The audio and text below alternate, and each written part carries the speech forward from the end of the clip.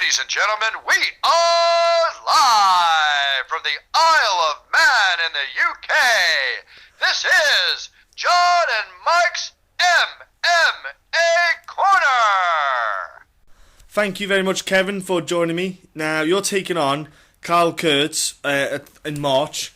Now, the fight that you've got here, you're on a bit of a roll. Well, I say you're on a bit of a roll. It's a bit of a weird one because you're on a roll, then you stopped MMA for a bit, you came back, you got a win, but in between, you weren't just doing nothing, were you?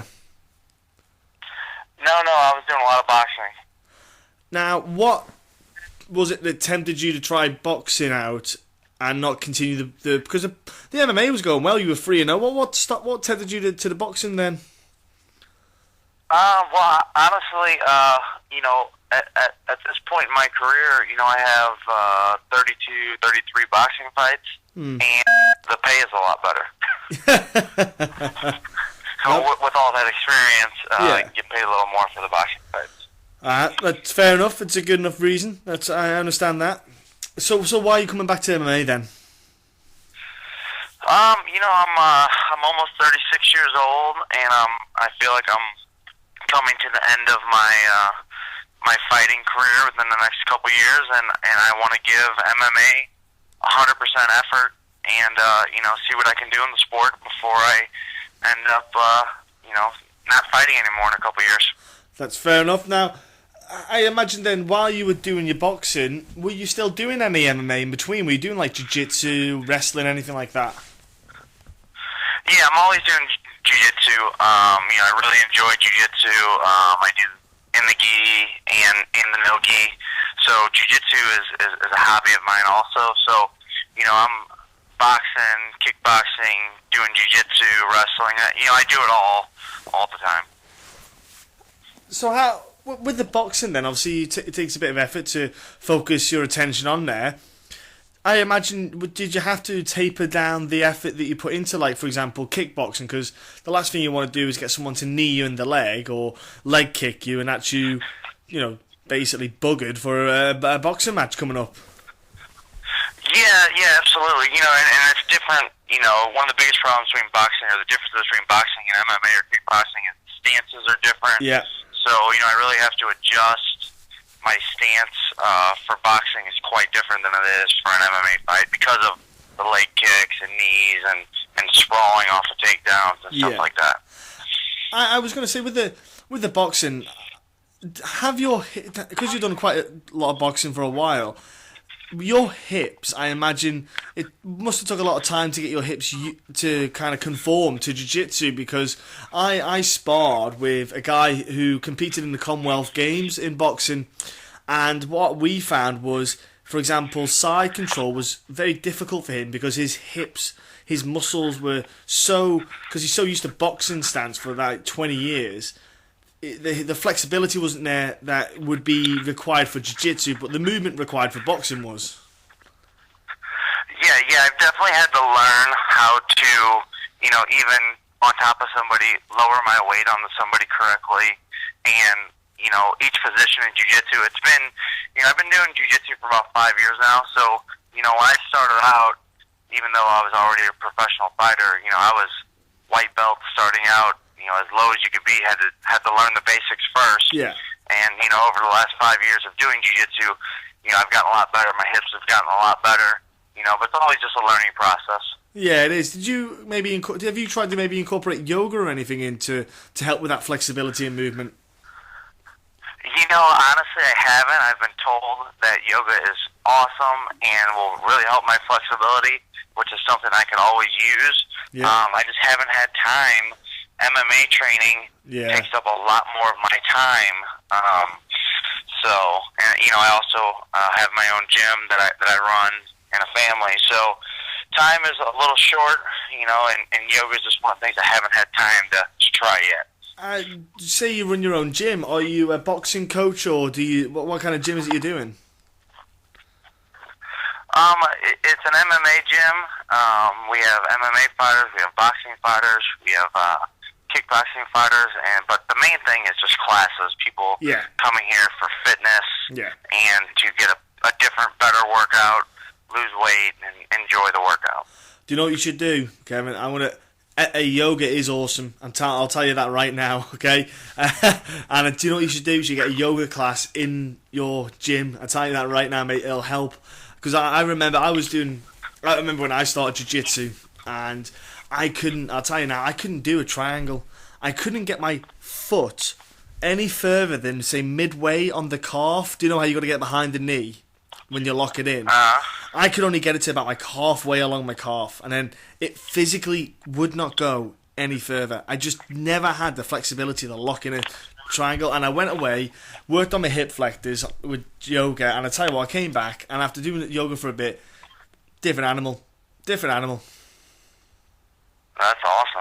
I'm going to have to try it out. Honestly, mate, I'll tell you what, you'll enjoy it, and you'll feel the benefit, especially because as we get older, we need to look after our joints, and we'll have to look after our body a little bit more, because we're a little bit worn, because of the amount of wars we've had. When we were probably 18, 20 years old, it didn't matter. We could do anything, and the next day we'd come back and do the same. We just have to look after ourselves a bit more. We have to train smarter as well. Oh, absolutely. Completely different training than when I was 20 when I started. Yeah, and the fight you've got here against Kyle Kurtz, it's a good matchup because people will look. He's 5-1, you're 4-0. It's a good matchup because you're not just an MMA fight. You've got that experience with the boxing. That's why when people will look at it, they'll say, "Oh, he's been away for a while, etc." It doesn't matter because it's not like you've been away because you've been doing nothing. It's because you've been doing another combat sport. Do you feel that when you fight your opponents now, with your boxing background, they'll probably try to isolate your kind of grappling side of things? They'll want to try and get you down. They'll want to keep the fight close because, let's be honest, if I was going to have a fight with you, I wouldn't want to stand in front of your hands. Yeah, 100%. I work on my ground more than anything. My takedown defense, my jiu-jitsu for my back, learning how to get up. I work on that because, if you're a smart guy, you're going to try and take me where I'm weakest. Yeah. And no matter how good I get on the ground, my ground is always going to be weaker than my stand-up because I think I have, some of the best, kickboxing and boxing and MMA in the world. Mm. Well, that's the great thing about the good example is I think about Joe Duffy, and he fights in the UFC at the moment, and he's a lightweight, and he fought Dustin Poirier. Sorry, Joe Duffy fought Dustin Poirier in the UFC, and Joe Duffy did what you did. Joe Duffy had a very successful MMA career, went to boxing, was very good at boxing as well. I think he went like 9-0 or something, 9-10-0. I can't remember off the top of my head. And then he came back to MMA. So basically, when you went to fight him, you knew that his hands were going to probably be superior. So Dustin Poirier made the logical move and went for the grappling side of things, used his strength against Joe Duffy's weaker area, which would potentially be seen as the grappling. Of course. Yeah, I've never understood guys that want to try something new in a fight. I want to win a fight. So I'm going to do what I do best. And I'm going to take that guy wherever I think he's weakest. So, I'm always going to look to exploit, my opponent's weaknesses every fight. I'm not to win every fight. I'm not trying to experiment and try new stuff. And, I'm not trying to work on stuff in a fight. I work on stuff in the gym so I can win the fight. And I imagine then, like you say, because you want to do maybe a couple of years of this, and then that'll be you for combat sports, you'll go to coaching, etc. Will you be looking to maybe fast-track yourself in that way to see What's that? Will you be looking to maybe fast-track yourself to see where you can get to in these next couple of years? Because, most guys maybe have, if they're injury-free, potentially 4 fights a year. Yeah, absolutely. I'm 35, almost 36, and, I want to get as many fights as I can. And see what I can do. The goal is to fight on a big show like a Bellator or UFC. Before I retire, and I don't have a whole lot of time to do it. So I need to get as many fights as I can, as fast as I can, and win them all. Well, the good thing with Shamrock FC is that link with Bellator, the relationship that Jesse has with Scott Coker, and also I believe, with the championship belts, if you win one of their belts and defend their belt, you get a contract with Bellator. So there's an incentive there immediately. Yeah, absolutely. That's a great, a great way to get into a big show. If you win that Shamrock FC belt and defend it, you get a contract with Bellator, which is, exactly what I would want to do. Something like that. It'd be great for me, and it'd be a lot of fun because Bellator is a great organization, and I would love to fight for them. And Kevin, I'll be honest, it sounds like you have a very high-level skill set to get yourself into the mix of Bellator and have a little throw down with the guys on that level. It sounds like you're already kind of there. You just have to have the fights to work your way back up there. So, look, before you get off to training or go and spend some family time or whatever you've got going on now, can you give us your social media so people can jump on and give you a follow?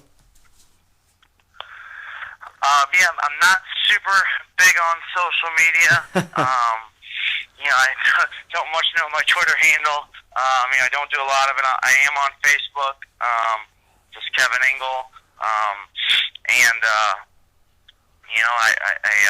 that's all I got. That's fine. Look, some guys don't have anything, and some guys have everything. It's always worth asking. And what have you got any sponsors there that help you out? Not really at the moment. I haven't really started working on sponsors yet. No, and then last but not least, then let's give a shout. Firstly, what is your gym called? Where is your gym? How can people join or come to your gym? And then secondly, do you want to give a shout out to coaches and people like that who helped you out? Yeah, my gym is called Hit Squad O'Fallon. It's in O'Fallon, Missouri, and I also train at Finney's MMA in Crestwood, Missouri. And coaches over there at Finney's MMA that help me out are Jesse Finney. Get a lot of help from my training partners, Adam Sella, Luigi Veravante, Joaquin Buckley. Great group. Another coach, Eric Steinberg, over there. And then my jiu-jitsu coach is Azra Lennon. He's a really good black belt and helps me out a ton. And then also wrestling is Ryan Sutton. There you go, Kevin. That's awesome stuff. Sounds like you've got a bunch of killers there getting you prepped for this fight. Look, thank you for your time. Thank you for speaking with us. And look, have a great time at Shamrock FC. Enjoy the weekend. Enjoy the fight coming up. And have a great 2016. All right, thank you. Pleasure.